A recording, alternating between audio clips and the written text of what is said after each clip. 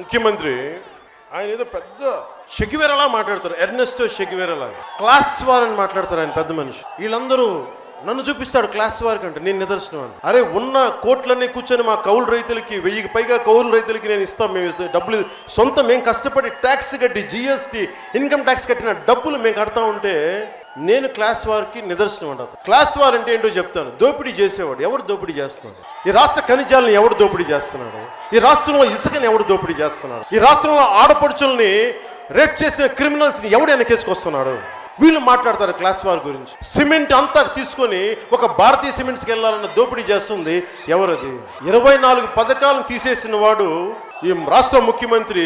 మీకు class war అనే పదం మాట్లాడే హక్కు లేదు మీకు. వైఎస్ జగన్మోహన్ రెడ్డి గారు మీకు ఒకటి చెప్తున్నాను. You are not Tarimela Nagireddy, you are not Kondapalli Seetharamaiah, you are not Puchalapalli Sundarayya, you are not Charu Majumdar.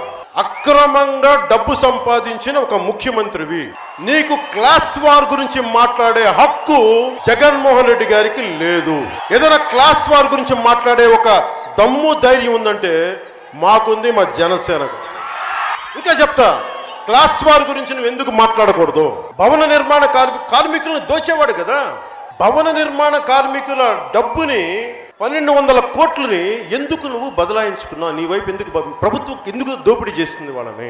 Provident fund కష్టపడి ఉద్యోగాలు చేసిన ఉద్యోగుల ప్రావిడెంట్ ఫండ్ని 2500 కోట్లు దారి మళ్లించింది ఎవరు? క్లాస్ వార్ మీరు చేస్తున్నారా, మేం చేస్తున్నావా? అంబేద్కర్ విదేశీ విద్య అని చెప్పి దళిత విద్యార్థులకి ద్రోహం చేసావే, ఎవరు క్లాస్ వార్ చేస్తున్నారు? మీరు చేస్తున్నావా, మేం చేస్తున్నావా? సరెండర్ లీవ్ పోలీసులకి, టీఏలు డిఏలు ఉద్యోగస్తులకి సరెండర్ లీవ్లు పోలీసులకు సంబంధించి కానీ 1300 కోట్లు బకాయిలు.